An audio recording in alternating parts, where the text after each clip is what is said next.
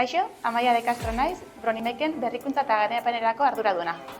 Bronimek ingeniaritza polimerikorako espezializazioko enpresa bada, nun aukeraketa, garapena eta transformazioa egiten dugun. IMH-en berrikuntza ingeniaritza ikasi ondoren, nire enpresa dualean, Bronimeken, fabrikazio gehigarriari lotutako linea egitea erabaki genuen.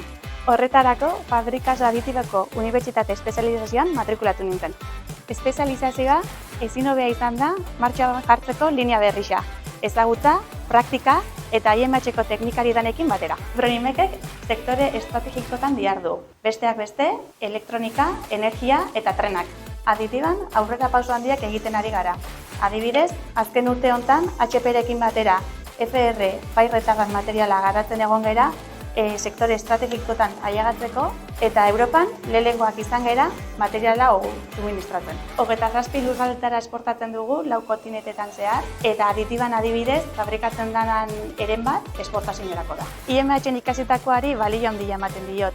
Asko lagundu dit, nahon tokira ailegatzen eta badakit aurrera egiteko ere bertan izango ditutela.